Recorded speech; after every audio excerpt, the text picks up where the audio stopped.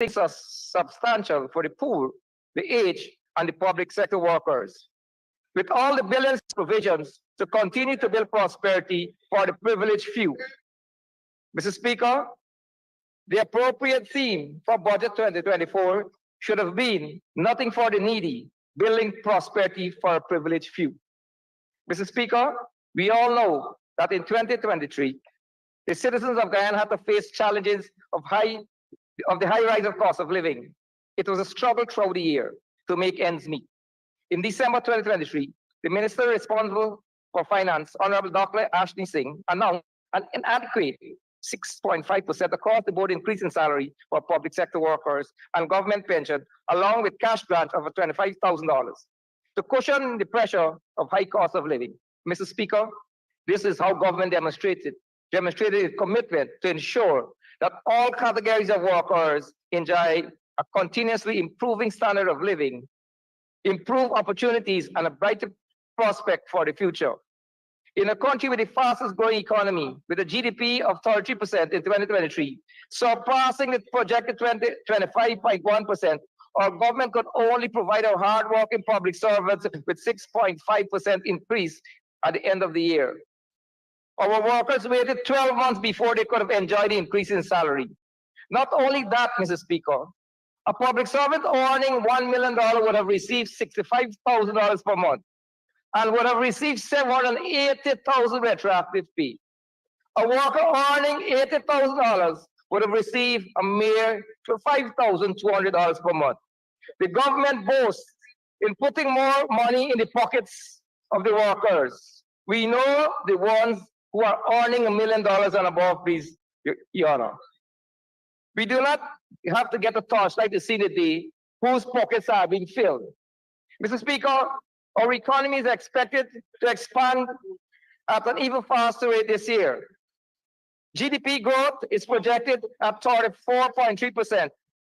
We are told that Budget 24 has an allocation of $121.4 billion for wages and salaries for central government workers, including a salary increase that will be announced later this year.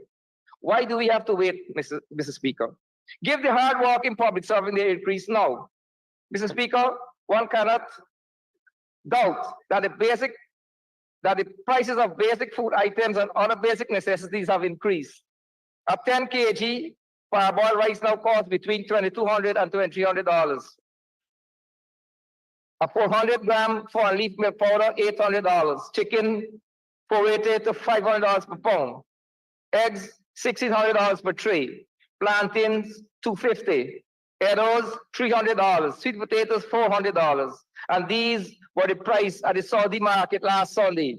Our citizens have to face these high prices every single day.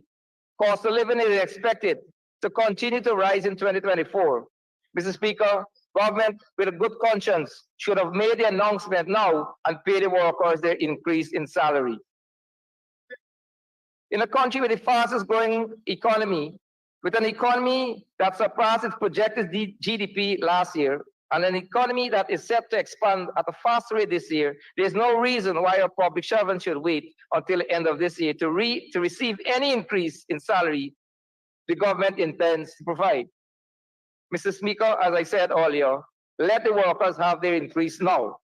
Mr. Speaker, we have seen an alarming increase in vehicle accidents and road fatalities on our road throughout our country. There have been over 170 fatalities in 2023. And we already have a number of deaths on our road for this year. Just a few hours ago, Mr. Speaker, there was an accident at Vredenhoek. These accidents are claiming the lives of our citizens. Speeding and careless use of the road is claiming the lives of our young people. Government seems not to have a plan to curb the carnage on our road. Mr. Speaker, we need to have increased police presence on our roadways. Have to get cameras to capture infringement and the use of the images to aid prosecution. We have to have a continuous road safety education and find ways to curb the indiscipline by road users. This government needs to take a drastic action to make our roads safe again. However, Budget 2024 seems not to address the challenges that is faced by our people. Mr. Speaker, we also have seen several buildings in our country destroyed by fire in 2023. We had fire destroying homes already this year.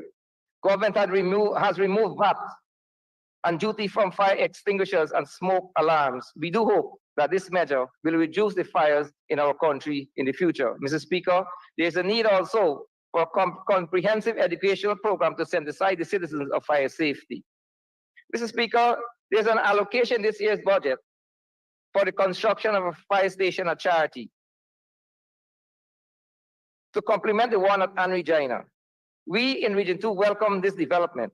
However, we need another facility to be built at the southern half of the region between Queenstown and Supernam, where this will enable the fire service to respond to fire on the southern half of the coast in a timely manner.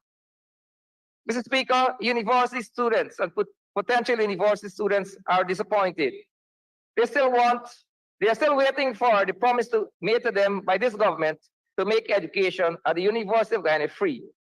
This is the 4th year of this government in office, and they have taken no steps so far to provide free university education, failing to fulfill its promise to this nation. Mr. Speaker, how long should our students wait to receive free university education? When will this government fulfill its promise? With a $1.146 trillion budget, this government could have afforded free university education for our students this year. Mr. Speaker, the University of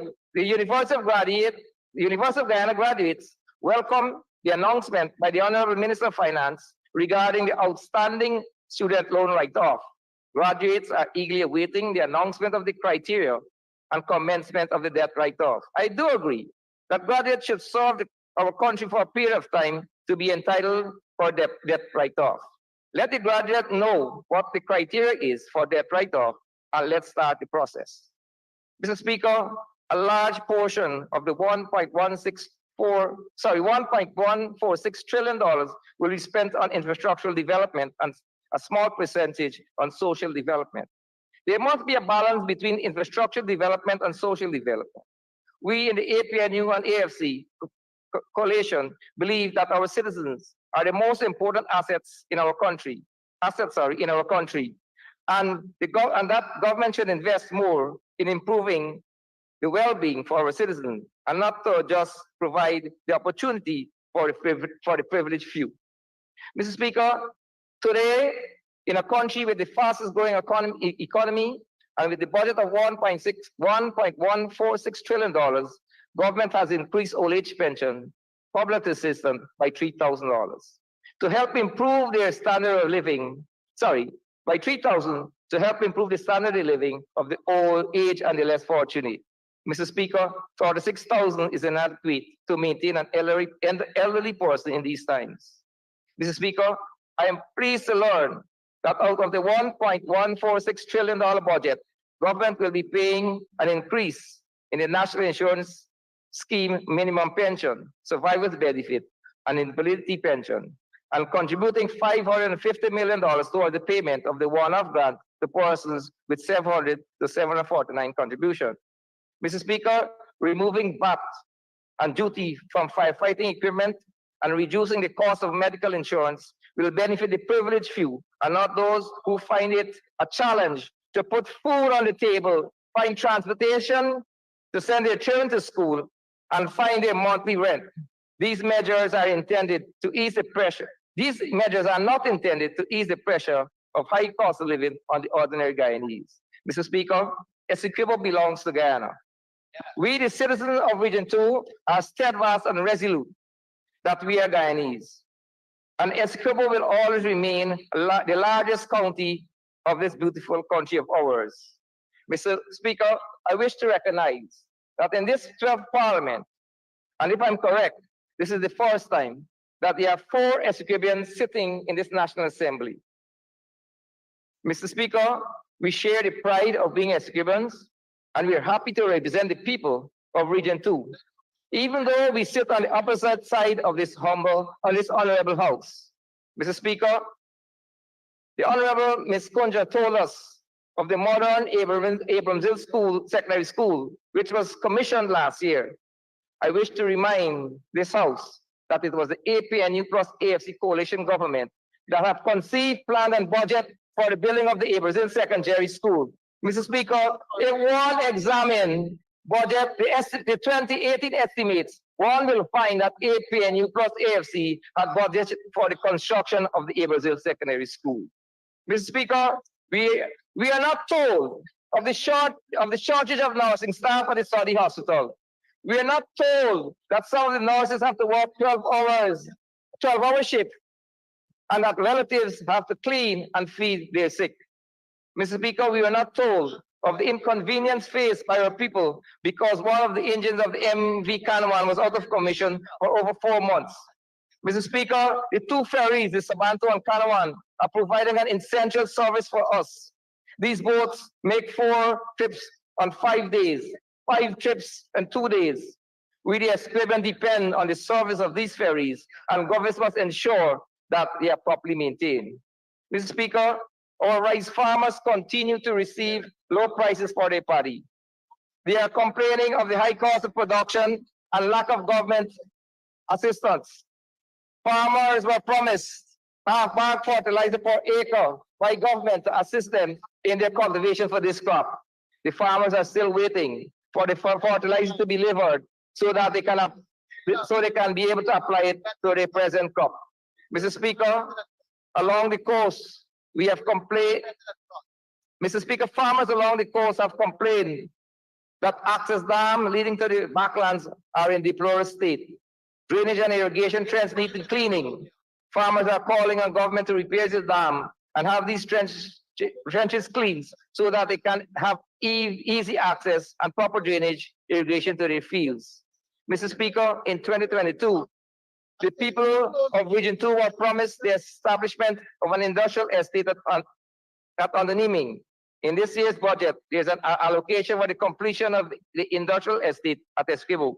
I've been trying to locate this facility without success. We would like to know exactly where this facility is and what percentage of this project has been completed so far. Mr. Speaker, I check. Mr. Speaker, the construction of the water treatment plant at Onanimian has commenced. We are eagerly waiting to have treated water coming from our taps.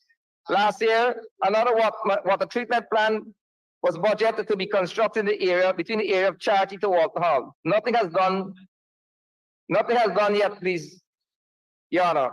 Again, this year, there's an allocation set aside for the construction of the said water treatment plant in the area of Walter Hall to Charity.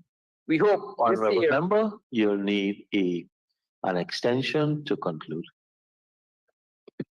Comrade Speaker, I do move that the honorable member be given 5 minutes to conclude his presentation. Thank you, Chief Whip. Honorable Thank you very much. member, you can Thank you, continue. Mr. Speaker. Mr. Speaker, we hope that this year we will see the reality of this project. Mr. Speaker, all of our people in the region are entitled to have clean water coming through their taps. So I urge this government to move fast and ensure that these facilities do not remain in the construction stage. Mr. Speaker, our most important asset of our country in a land of such bounty. Mr. Speaker, our citizens are the most important assets of our country in a land of such bounty. Government ought to employ a more realistic measure to ensure that our people receive direct benefit from our increasing wealth.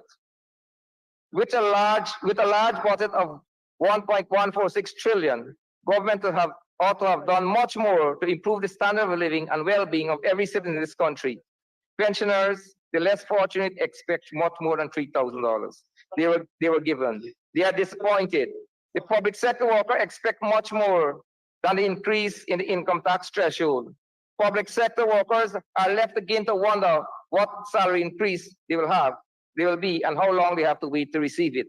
Mr. Speaker, 2024 budget lacks the human touch, and it has no comprehensive plan of building prosperity for all.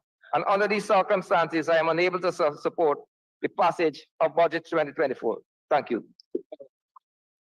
Thank you very much, Honorable